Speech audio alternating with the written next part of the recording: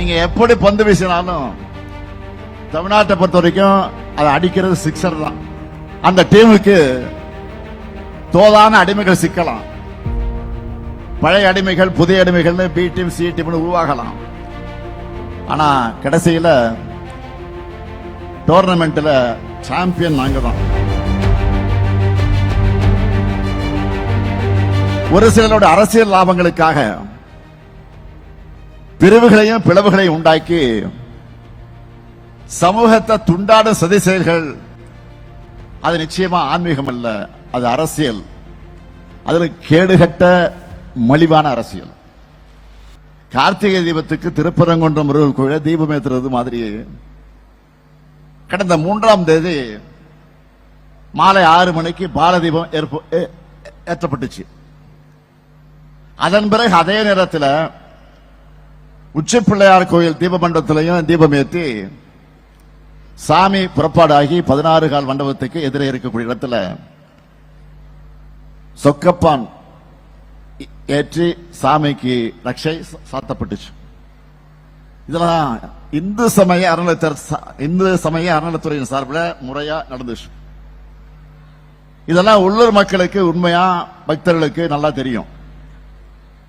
அவங்க எல்லாம் நல்லபடியா தரிசனம் பண்ணிட்டு தான் வீட்டுக்கு போனாங்க.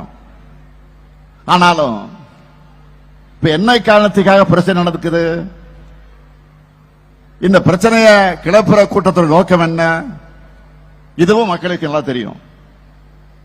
ஆன்மீகம் என்பது மன அமைதிய நிம்மதியை தந்து மக்களை ஒற்றுமையா இருக்க வைக்கணும், 4 பேருக்கு நல்லது செய்யணும். இதுதான் உண்மையான ஆன்மீகமாக இருக்க முடியும். ஒரு சிலரோட அரசியல் லாபங்களுக்காக பிரிவுகளையும் பிளவுகளையும் உண்டாக்கி சமூகத்தை துண்டாடும் சதி செயல்கள் அது நிச்சயமா ஆன்மீகம் அல்ல, அது அரசியல். அதுல கேடுகட்ட மலிவான அரசியல். தீபம் எங்க ஏற்றப்படணுமோ எப்போ ஏற்றப்படணுமோ அங்க வழக்கம் போல சரியா முறையா ஏற்றப்பட்டிருக்கு. நான் இன்னும் பெருமையோடு பக்த பெருமக்களுக்கு சொல்றேன், தமிழ்நாட்டு வரலாற்றிலேயே இல்லாத அளவுக்கு நாங்க ஆட்சிக்கு வந்து 1490 நாள்ல, நல்லா கவனிங்க, 1490 நாள்ல 3000க்கு மேற்பட்ட திருக்கோயில்களுக்கு குடமுழுக்கு நடத்தி இருக்கிறோம். இப்ப அந்த எண்ணிக்கை இன்னும் கூடியிருக்கும். இப்படிப்பட்ட அரசை பார்த்து ஆன்மீகத்துக்கு எதிரின்னு சொன்னா அப்படி சொல்றவங்களுடைய உள்நோக்கம் என்னன்னு உண்மையான பக்தர்களுக்கு தெளிவா தெரியும். அறத்தை கொண்டாடக்கூடிய அமைதியான மாநிலமாகத்தான் தமிழ்நாடு இன்றைக்கு இருக்கு. மதுரை மக்கள் கிட்ட வளர்ச்சின்னு சொன்னா வாங்க வாங்கன்னு வரவேற்பாங்க. அதுவே வன்முறையை தூண்ட கூப்பிட்டா என்ன பண்ணுவாங்கன்னு தெரியுமா? மதுரை ஸ்ட்ராங்க்ல சொல்லணும்னா கலவர கும்பலை பார்த்து என்ன சொல்லுவாங்க தெரியுமா? புடானிலே அடிச்சு விரட்டடிப்பாங்க. அமைதியின் பக்கம் நிற்கிற மதுரை மக்களுக்கு நான் என்னுடைய நன்றியும் வணக்கத்தையும் பாராட்டுகளை தெரிவித்துக்கிறேன்.